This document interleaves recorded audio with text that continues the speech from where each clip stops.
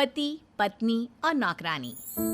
शीतल और अभिमन्यु की शादी को 5 साल हो चुके थे, लेकिन अभी तक उनका कोई बच्चा नहीं हुआ था। इसकी वजह से शीतल और अभिमन्यु परेशान रहते थे, लेकिन उन दोनों से ज्यादा परेशान थी शीतल की सास, यानी अभिमन्यु की माँ जानकी देवी। जानकी देवी चाहती थी कि जल्दी से जल्दी उनकी गोद में पोता या पोती आ जाए, और इसीलिए वो अपनी बहू शीतल को लेकर एक दिन हॉस्पिटल पहुंची।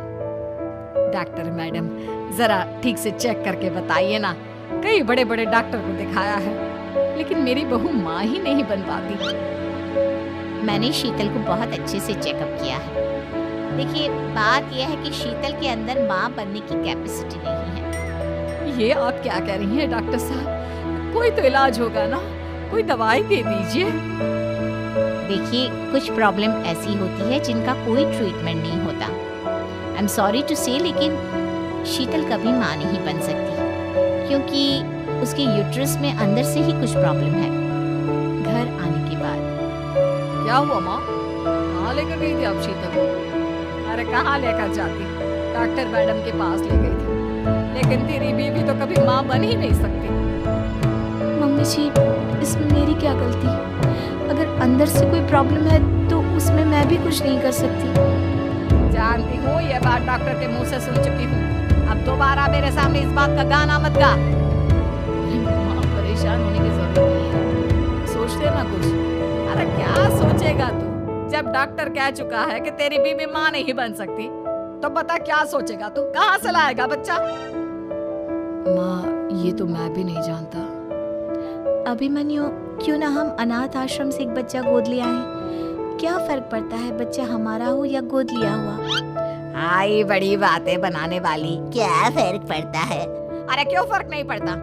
मुझे इस वंश को आगे बढ़ाने के लिए मेरे बेटे का खून चाहिए, किसी दूसरे का नहीं। लेकिन माँ, आप जानती हैं कि ये अब पॉसिबल नहीं है। मैं कुछ नहीं जानती। मैं किसी पराये की औलाद को इस घर में अपना पोता या पोती बन के बढ़ता हुआ नहीं देख सकती। मेरा वंश मेरे बेटे के खून से ही आगे बढ़ेगा। लेकिन मम्मी जी, ऐसा कैसे हो पाएगा? आप अच्छी तरह जानती है ना, मेरा और अभिमन्यु का बच्चा नहीं हो सकता।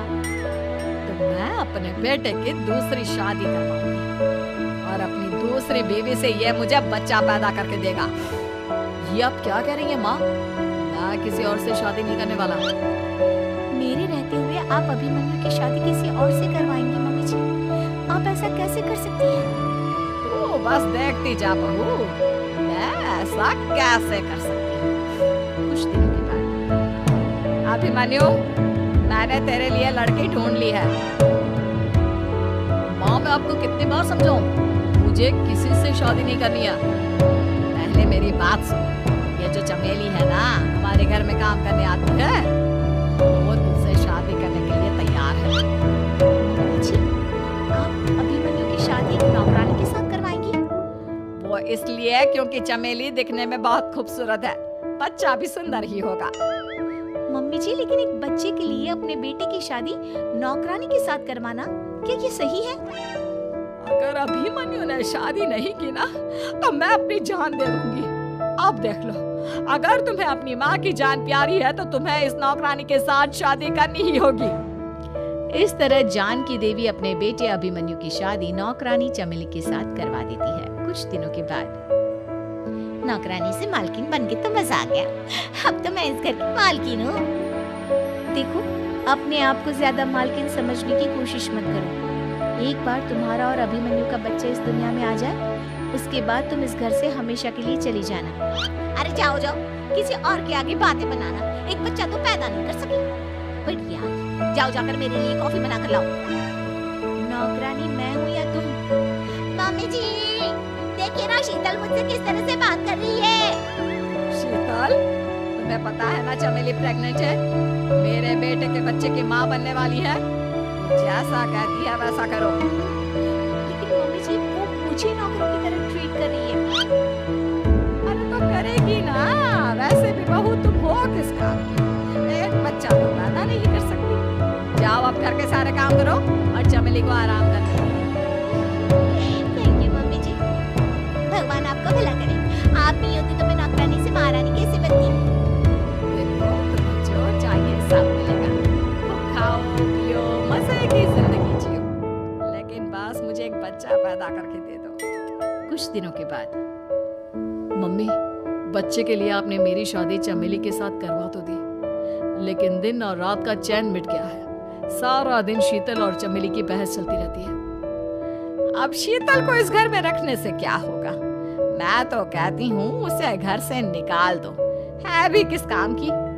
मैं ऐसा नहीं कर सकता माँ, वो मेरी पत्नी है, उससे बहुत प्यार करता हूँ मैं।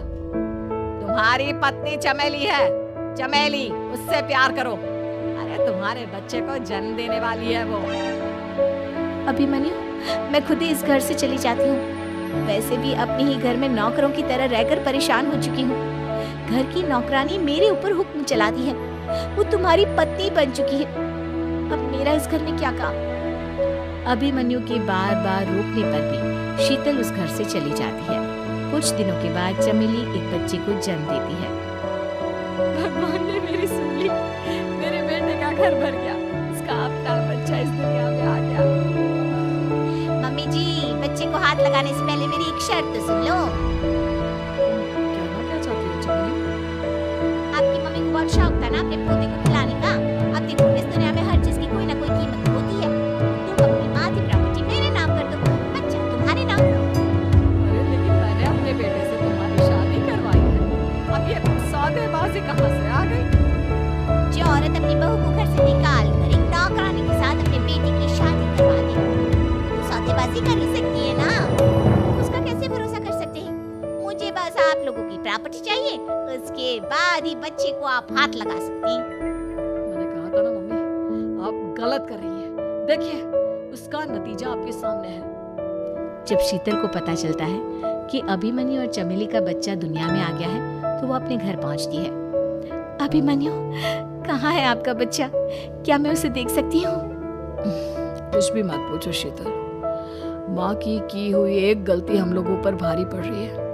वो नौकरानी अपनी औकात पर आ गई है और अब हमसे अपनी आधी प्रॉपर्टी मांग रही है, वो भी बच्चे के बदले में। एक बात कहूँ अभिमन्यु, आप उसे कुछ भी देने से मना कर दो। अरे कैसी बात कर रही हो? मेरे बेटे की औलाद है उसके पास, ऐसे कैसे मना कर दे? मम्मी जी, वो अभिमन्यु का बच्चा नहीं है, वो चमेली और उसके बॉयफ्रेंड का बच्चा है। ये तुम क्या कह रही हो शीतल? ये देखिए वीडियो, चमेली और उसका बॉयफ्रेंड आपस में बातें कर रहे हैं कि उन दोनों ने मिलकर आपको बेवकूफ बनाया है और अब इस बच्चे के बदले आपसे प्रॉपर्टी भी हड़प लेंगे। हे भगवान, ये मुझसे क्या हो गया? ना तो बच्चा मिला और अपने बेटे की नौकरानी के साथ शादी करवा दी सोनल। अब क्या होगा? मुझे माफ कर दो शीतल, मेरी वजह से तुम्हें बहुत तकलीफ हुई है। अभिमन्यु, मैंने कहा ना, उस नौकरानी को उसके बच्चे सहित इस घर से बाहर निकाल दो। लगता है मेरे अभिमन्यु का बाप बनने का सपना अधूरा ही रह जाएगा। अभिमन्यु, अपनी मम्मी से कहूँ कि परेशान ना हो। आपको याद है एक बार हम एक IVF सेंटर गए थे, मैंने फिर से वहाँ जाकर बात की थी और आपको पता है इस बार मैं प्रेग्नेंट हूँ, क्योंकि हमने वहाँ पर प्रोसीजर करवाया था जिसकी वजह से मैं प्रेग्नेंट हो गई थी और इस बात का पता मुझे बस कुछ महीने पहले ही लगा है। हमारा बच्चा इस दुनिया में आने वाला है अभिमन्यु। मुझे माफ कर दो शीतल बहू, मुझसे बहुत बड़ी गलती हो गई। कोई बात नहीं माँ, लेकिन अब हमें उस धोखेबाज नौकरानी को इस घर से बाहर निकालना है और इस घर की मालकिन को वापस घर लाना है, वो भी अपने बच्चे के साथ।